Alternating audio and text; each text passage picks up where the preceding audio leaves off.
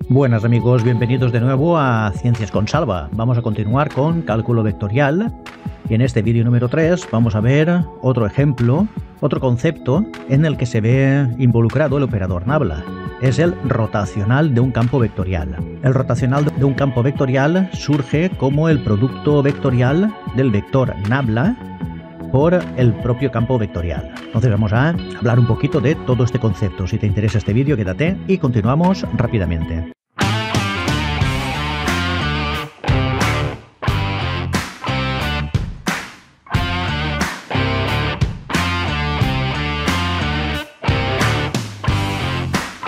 Bien, rotacional de un campo vectorial. Un campo vectorial, ya sabemos que es una región del espacio que viene definida por una función vectorial, ¿vale? F de x y, si estamos hablando en R2, o f de x y z, si estamos hablando en R3, como hemos expuesto en vídeos anteriores. Entonces, las componentes del campo vectorial, f de x y z, vamos a denominarlas para este vídeo m por el versor y, n por el versor j, más p por el versor k. Entonces hay que tener en cuenta que m es una función escalar de x y z, n también y p también. Son tres funciones escalares que dependen de x, de y y de z, que se llaman componentes del campo vectorial. Bien, entonces, se llama rotacional de un campo vectorial al vector, aquí vamos a obtener como resultado un vector, que calculamos de la siguiente manera. Lo expresamos así: el operador nabla que multiplica vectorialmente al campo, a f de x y z. Y esto es igual a un determinante.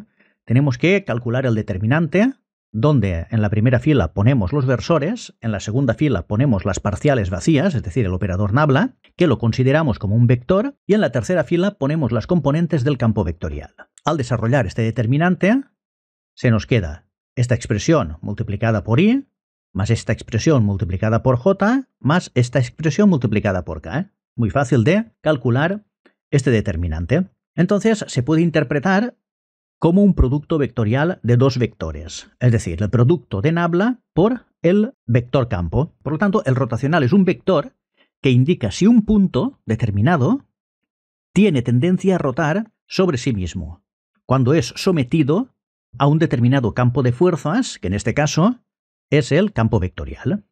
Entonces, el rotacional nos transforma un vector en otro vector. Muy bien. Si nosotros tenemos un campo vectorial y ese campo vectorial procede de un gradiente de un escalar, esto es el gradiente, recordar que era la multiplicación normal, por decirlo de alguna manera, del operador nabla por un escalar, por un campo escalar. Si surge esto para todo x y z perteneciente a la región, perteneciente al dominio, entonces decimos que el campo es un campo irrotacional, ¿vale? Entonces tendríamos rotacional 0, lógicamente, en el campo vectorial. Bien, eso significa que las derivadas cruzadas que hemos visto antes en la solución, las tres derivadas son iguales. Por lo tanto, igualdad de derivadas cruzadas. Si parcial de p con respecto de y es igual a la parcial de n con respecto de z, parcial de p con respecto de x es igual a la parcial de m con respecto de z y parcial de n con respecto de x es igual a la parcial de m con respecto de y, entonces se anulan todas las componentes del vector y se nos queda nulo el rotacional. Entonces es cuando nosotros decimos que va a existir una función escalar, a la que en este caso vamos a denominar ρ de x y z, hubiéramos podido denominarla f de x y z perfectamente, tal que f de x y z, el campo, es el gradiente de esa función, ¿vale? Eso lo podemos asegurar. Muy bien, entonces el campo vectorial es el vector gradiente del campo escalar. Entonces podemos decir que el campo vectorial se llama campo vectorial conservativo. Entonces esta propiedad es la que se tiene que cumplir para nosotros poder determinar si un campo vectorial es de fuerzas conservativas, que se llama campo vectorial conservativo. Entonces a la función ρ de x y z, o a la función escalar, se la denomina función potencial. ¿Vale? Entonces nosotros a través de una función potencial podemos obtener el vector gradiente, que es un campo vectorial, pero a través del campo vectorial también podemos obtener la función potencial de la cual procede, pero esto ya lo veremos en vídeos posteriores. Por tanto, nos surge que si nosotros hacemos el rotacional, el producto de nabla, por el gradiente de un escalar, nos va a dar 0. porque el rotacional de un gradiente siempre va a ser 0. Y también aprovecho para comentaros que si nosotros hacemos el producto escalar del vector nabla por el rotacional de un campo vectorial, esto se llama la divergencia del campo vectorial rotacional, también es 0. Por lo tanto, cuando nosotros estamos en presencia de un campo vectorial rotacional, su divergencia va a ser 0. Son dos propiedades importantes que debemos de recordar cuando enfrentemos problemas de este tipo. Entonces, la divergencia de un rotacional es nula. Entonces, vamos a quedarnos con estas ideas. Ahora, de momento, no vamos a profundizar más con todos estos temas hasta vídeos posteriores que ya ligaremos todos estos conceptos con integrales de línea, el teorema de Stokes y otros teoremas que nos ligan integrales. Vamos a ver ejemplos. El campo vectorial, este de aquí, es un campo vectorial rotacional, ¿vale? Entonces, si nosotros decimos que un campo vectorial es un campo rotacional, es que el rotacional, calculado por las fórmulas que hemos explicado antes, es distinto de 0. Si nosotros ponemos inmerso en el campo vectorial de fuerzas unas paletas que puedan girar sobre su eje central, entonces las paletas van a tender a girar generalmente en la dirección de las flechas, ¿vale? Entonces, estas paletas tenderían a girar. Si tenemos esa tendencia de ese punto central, cuidado porque no sería el giro de las propias paletas, sino las paletas serían un sensor. Sería la tendencia al giro del punto que estemos estudiando en ese momento, que sería el punto rojo, concretamente, ¿vale? Entonces, esto se dice que es un campo vectorial rotacional. Este campo vectorial, que acabo de pintar aquí, también es rotacional, tiene el rotacional distinto de 0. Si nos fijamos, si nosotros ponemos unas paletas aquí, las fuerzas estas son mayores que estas, ¿vale? Por lo tanto, al ser mayores, el campo hará que las paletas tiendan a girar en sentido contrario a las agujas del reloj. Es evidente que aquí las estamos empujando con fuerza en esta dirección y aquí también con fuerza, pero menor con esta dirección también. Por lo tanto, la tendencia será girar en sentido contrario, pero a una velocidad más lenta. Por lo tanto, tendríamos un sentido de giro, también una tendencia al giro, pero en este caso con menor intensidad. Por lo tanto, el rotacional en este caso sería menor que en este. Pero los dos tendrían rotacional. Y si nos encontramos un campo vectorial de este tipo, tenemos rotacional igual a 0. Cuando tenemos un rotacional igual a 0, decimos que el campo es irrotacional, ¿vale? Entonces, si nosotros ponemos las paletas sensóricas, veremos que como las fuerzas están empujando con la misma intensidad a ambas paletas, tanto en la derecha como en la izquierda, el sensor de paletas se mueve totalmente recto sin girar. Por lo tanto, cuando ocurre eso, la tendencia al giro es 0, y por lo tanto decimos que el campo vectorial es irrotacional. Normalmente, los campos vectoriales irrotacionales, cuando se cumple que no son rotacionales en ningún punto, se llaman campos vectoriales conservativos. Si nosotros ahora ponemos otro sensor que pueda girar sobre su eje central en cualquier otro punto del campo, pues lógicamente no tiene por qué quedar separado como lo hemos expuesto al principio. Va a tener la tendencia al giro, que va a ser más rápido o más lento, dependiendo de la zona del campo, pero va a tener un desplazamiento traslacional, ¿vale? Tener en cuenta que el desplazamiento traslacional no está indicando el rotacional del campo. El rotacional del campo viene indicado por la rotación sobre su propio eje. Si nosotros ahora, por ejemplo, pusiéramos en el segundo campo vectorial unas paletas en esta zona de aquí, que las fuerzas son exactamente iguales, aquí se trasladaría sin girar, porque todas las fuerzas a las que están sometidas las dos paletas son exactamente iguales. Tenemos un caso muy similar a este. Sería una parte del campo que no sería rotacional. Y si la ponemos arriba, 3/4 de lo mismo, al estar sometida a fuerzas que son más pequeñas pero todas en la misma magnitud, también tendería a no rotar, a desplazarse linealmente, pero a una velocidad más lenta porque se está sometiendo a fuerzas más ligeras, ¿vale? Por lo tanto, tendríamos aquí lo que son campos rotacionales con mayor intensidad, menor intensidad o incluso irrotacionales. Muy bien, por lo tanto, cuando nosotros estamos hablando de que un campo vectorial es irrotacional en todos sus puntos, estamos hablando de un campo vectorial conservativo. Y hablaremos de esto más adelante. Vamos a ver un ejemplo.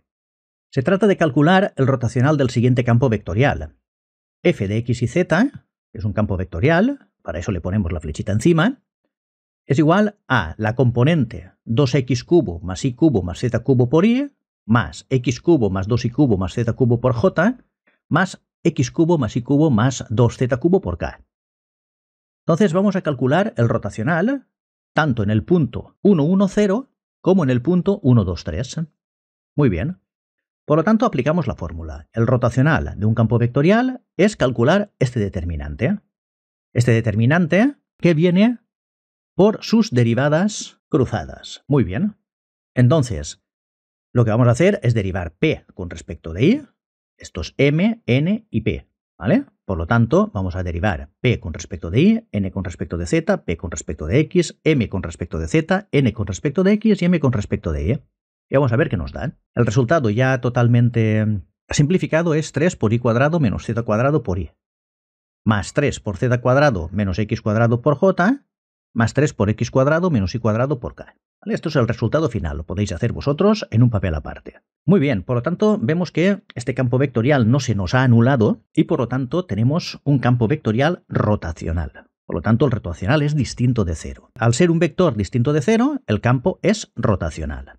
Muy bien, entonces vamos a valorarlo en 1, 1, 0. Simplemente tenemos que sustituir donde hay x por 1, donde hay y por 1 y donde hay z, pues no hay componente en este caso. Entonces nos da 3 por 1 menos 1 por y, más 3 por 0 menos 1 por j, que es igual a 3y, menos 3j. Y en 1, 2, 3 tendríamos 3 por 4 menos 9y, más 3 por 9 menos 1j, más 3 por 1 menos 4k. Haciendo operaciones, esto se nos queda menos 15y, menos 24j, menos 9k. Como vemos, ya nos vamos a componentes bastante grandes que son un poco difíciles de manejar a nivel gráfico, ¿vale? Cuando queremos representar estos campos vectoriales en un gráfico. Vale, pues entonces tenemos un campo vectorial rotacional, que en 1, 1, 0 la rotación nos da este vector, y en 1, 2, 3 la rotación nos da este vector. Tener en cuenta que normalmente los vectores del campo vectorial rotacional van a ser totalmente perpendiculares a los vectores campo, que los están haciendo girar. Vale, entonces partiendo de este campo vectorial, si lo representamos, por ejemplo, vamos a representar algunos vectores, por ejemplo, para el punto 1, 1, 0, 1, 1, 0, aquí vamos a interpretar que el eje Z está mirándonos a nosotros, ¿vale? Está saliendo de la pantalla hacia nosotros. Entonces, tenemos que el campo vectorial nos vale 3, 3, 2, sustituyendo simplemente el punto donde hay x y z. Entonces, avanzamos 3 unidades y 2 nos lo tenemos que imaginar, saliendo el vector hacia afuera, ¿vale? Muy bien. Si representamos el menos 1, 1, 0, el punto, nos da un vector que es el 1, 1, 0. En este caso no tendríamos componente z, simplemente estaría en el plano xy. Aquí tendríamos el vector menos 3, menos 3, menos 2, correspondiente al punto menos 1, menos 1, 0. Aquí tendríamos el 1, menos 1, 0, que sería el vector 1, menos 1, 0 del campo vectorial.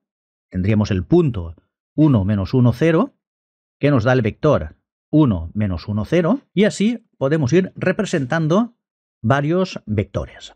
Bien. Aplicando para cada punto lo que nos dé el vector, pues podemos ir representando el campo vectorial en el plano xy, siempre teniendo en cuenta que la componente z desde esta vista no se vea, nos la tenemos que imaginar. Hemos pintado de rojo los que la componente z está hacia la parte negativa, es decir, hacia el interior de la pantalla, y en azul o bien es 0 o bien sale para afuera, la componente z. Perfecto, pero tener en cuenta que yo no estoy representando el rotacional, campo rotacional. Lo que estoy representando es el campo vectorial que nos han dado. Muy bien. Aquí el eje Z nos lo tenemos que imaginar saliendo de la pantalla, para afuera. Muy bien. Vamos a suponer que nosotros ponemos las típicas aletas sensóricas en un determinado punto, en el punto 1, 1, 0. Por lo tanto, como aquí tenemos diferentes magnitudes del campo vectorial, pues generalmente tenderá a girar. Entonces va a tender a girar o bien en sentido contrario a las agujas del reloj, o bien en sentido de las agujas del reloj. Pero en cualquier caso, tenderá a girar. Por lo tanto, el rotacional es la tendencia que le da el campo a un punto a girar sobre sí mismo. Muy bien. Si ponemos otra aquí, pues tenderá a girar también, posiblemente en la otra dirección, y en diferentes puntos del campo vectorial la tendencia puede ser totalmente aleatoria. Muy bien, aquí tendería a girar también en el mismo sentido que la flecha de arriba, pero posiblemente como el vector campo es más pequeño, a una velocidad más baja. Habría que estudiarlo en cada momento, a ver las componentes del vector rotacional, cómo son de altas. Y en cualquier caso, si ponemos un sensor de aletas en cualquier punto del campo, pues lógicamente no tenderá a rotar solamente sobre su eje, sino también a desplazarse y hasta incluso a salirse del campo vectorial o el campo de fuerzas. Por lo tanto, estas aletas podrían girar más lentas, más rápidas, ya dependiendo del vector rotacional que nos encontremos ahí, es decir, el vector que nos formaríamos con el resultado que hemos sacado del rotacional, y lógicamente empujado por las fuerzas hasta llegar a escapar, posiblemente. Se escaparía debido a las líneas de fuerza que lo están empujando en esos sentidos, ¿vale? Bien hacia el interior de la pantalla, bien hacia el exterior de la pantalla, pero en cualquier caso alejándose del centro, en este caso. Muy bien.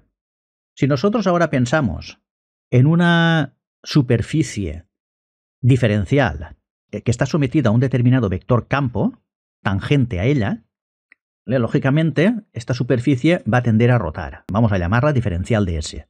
Y va a generar un vector que es totalmente perpendicular a la superficie. Eso tenemos que aplicar la regla de la mano derecha. Es decir, los dedos, si nosotros cerramos la mano derecha, apuntan en la dirección de giro y el dedo pulgar apunta en la dirección del vector rotacional. ¿En qué sentido está el vector rotacional? Muy bien, entonces en este caso la tendencia al giro sería en sentido contrario a las agujas del reloj. Por lo tanto, es la regla del sacacorchos. Si intentamos sacar el sacacorchos, pues sale para afuera, y si intentamos meterlo, pues va para abajo. Es muy fácil de recordar, es una regla mnemotécnica bastante sencilla de recordar. Pues esto lo tenemos que imaginar como que el sensor de paletas está rotando en el mismo plano que el diferencial de superficie y es totalmente perpendicular al rotacional, ¿vale? Es decir, esto aquí está dibujado para que se vea el efecto de rotación, pero en este caso no está perpendicular al vector rotacional, pero en la realidad sí que se desplazaría y se pondría de forma perpendicular al vector rotacional. El concepto este, que es el concepto de rotacional, está totalmente ligado con la circulación del campo vectorial a lo largo de una superficie cerrada. Pero bueno, esto ya lo veremos con las integrales de línea. Muy bien. Entonces, en este caso, habíamos calculado que el vector rotacional para el punto 1, 1, 0 era 3, 3, 0. Por lo tanto, era de coordenada x3, era de coordenada y3 y era de coordenada z, 0. Por lo tanto, esto lo tenemos que interpretar que esto está girando en un plano perpendicular al propio eje y que entre totalmente dentro de la pantalla. ¿Vale? No sé si me estoy explicando, espero que se entienda. Perfecto. Por lo tanto, este vector es el producto vectorial de Nabla por el campo vectorial. Campo vectorial, 3i cuadrado z cuadrado i más 3z cuadrado menos x cuadrado j más 3 por x cuadrado menos y cuadrado k. ¿Vale? Que en este caso, si nosotros calculamos en el punto 1, 1, 0, nos da 3, 3, 0. Entonces, como veis, es perpendicular al vector. El sensor de paletas sería totalmente coplanario con el plano de giro, perpendicular al vector. Muy bien. Vamos a ver un segundo ejemplo, y en este caso vamos a calcular el rotacional del siguiente campo vectorial. f de xy es igual a 2i menos xj, es decir, es un rotacional en dos dimensiones. Entonces lo hacemos exactamente igual, pero tenemos que interpretar que es un campo tridimensional, f de x y z, cuya componente z es 0. Lo interpretamos así. Por lo tanto, lo calculamos exactamente igual. Tenemos que calcular el determinante de IJK, las parciales vacías y las componentes del campo vectorial, que en este caso consideramos que z es igual a 0. Entonces calculamos las derivadas y después de aplicar todas las operaciones correspondientes, en este caso nos da menos 3k. ¿Qué nos indica esto? Esto nos indica que en un plano el vector rotacional va a ser totalmente perpendicular al plano XY. Es decir, será hacia dentro del plano XY si nos da negativo y hacia afuera si nos da positivo, siguiendo la regla de la mano derecha también. Por lo tanto, el rotacional apuntará hacia la parte negativa del eje Z en este caso. Entonces, si se tratara, por ejemplo, de este campo vectorial, el vector entraría y se iría apuntando hacia la parte trasera de la pantalla, en este caso. Si nos acordamos de la regla de la mano derecha, lo vamos a tener clarísimo. Los dedos cerrándose indican la dirección del campo y el pulgar indica el vector rotacional. Por lo tanto, el rotacional en R2 solo tiene sentido si lo tratamos como R3, pero con Z igual a 0, en el campo vectorial. Y nos imaginamos el vector en el eje Z entrando o saliendo del plano.